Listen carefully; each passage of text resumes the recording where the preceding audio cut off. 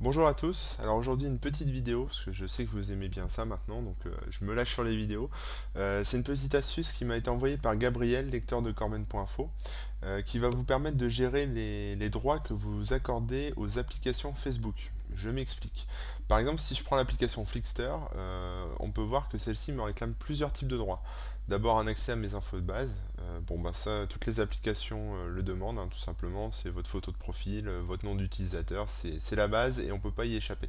Par contre, les applications demandent de plus en plus de droits en fait maintenant. Donc par exemple, bon là Flickster c'est une petite appli, c'est-à-dire qu'elle demande pas grand-chose, elle demande un accès pour m'envoyer des emails tout simplement, donc me spammer avec des conneries. Ou alors écrire, enfin et alors même écrire un petit message sur Facebook, sur mon mur Facebook en mon nom. C'est-à-dire voilà, dire à mes contacts, voilà, Facebook, enfin Flickster pardon, c'est génial, installez-le. Enfin voilà, c'est le petit côté viral qui fait qu'on peut pas y couper. Sans ça, je ne peux pas installer Flickster en théorie. C'est-à-dire que voilà, je suis obligé d'accepter, j'ai que deux boutons, hein, autoriser ou ne pas autoriser, j'ai pas trop le choix. Le truc, c'est que moi, par exemple, publier sur Facebook en mon nom, bah voilà, ça me dérange. Et ça dérange Gabriel aussi. Et c'est pour ça qu'il m'a envoyé cette petite astuce. Il suffit de regarder l'URL, en fait, l'adresse internet tout là-haut. Et on voit qu'il y a un petit paramètre. Les paramètres dans les URL commencent par des et commerciaux. Et on voit qu'il y a un petit paramètre qui s'appelle ePerms et qui intègre deux types de droits, un droit email et un droit publish stream qui correspondent à ces deux droits-là. Donc voilà, c'est dans l'URL, donc qu'est-ce qu'on se dit? Bon, on se dit, on va modifier l'URL, c'est ce que s'est dit Gabriel, et ça a marché. C'est-à-dire que voilà, il suffit que par exemple je me dise, non, franchement, Flickster, t'abuses, publier sur Facebook en mon nom, sur mon mur, c'est vraiment n'importe quoi. Bon bah voilà, je supprime ce droit, je fais Enter, et je me retrouve qu'avec deux droits, donc un en moins, c'est déjà ça de gagner. Là, bon, moi je veux aucun droit, donc je vais tout virer. Allez, je vire complètement le paramètre perms. Bon, là, mon paramètre perms se trouve à la fin de l'URL, donc faites gaffe, hein, parce qu'il peut y avoir d'autres paramètres après celui-là, donc ne mangez pas le paramètre suivant ou les paramètres suivants.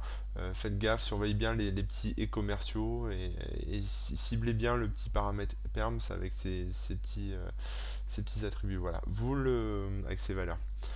Je le supprime complètement, je continue, et je me retrouve juste avec une demande de permission qui concerne uniquement les infos de base, donc le truc vraiment basique auquel je peux pas échapper.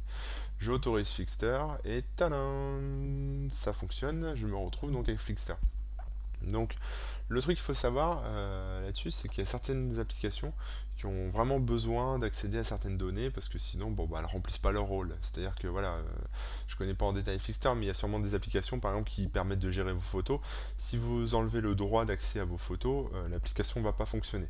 Donc, vous pouvez faire votre petite sélection de droits. Par exemple, écrire sur le mur Facebook, c'est vraiment pas indispensable.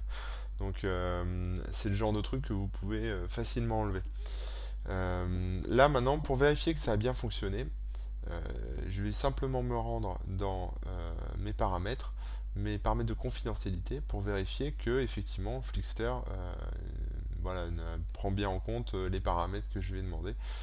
J'édite ça, voilà, et effectivement là, cette application peut accéder uniquement à mes infos de base. C'est-à-dire j'ai pas d'envoi d'email, j'ai pas de message sur le mur Facebook. À titre indicatif, c'est ici que vous pouvez aussi supprimer les applications, aller faire un petit ménage de temps en temps, ça fait pas de mal. Voilà, là par exemple, si je vais sur mon mur, bon bah je peux voir que j'ai pas posté de message, enfin Flickster en tout cas n'a pas posté de message en mon nom sur mon mur, voilà, tout simplement. Voilà, bon bah j'ai fait le tour. J'espère que cette petite astuce vous servira. Je remercie beaucoup Gabriel qui a la gentillesse de partager ça avec moi et donc avec vous. Et puis bah, je vous dis à très bientôt sur le blog. Voilà, ciao tout le monde.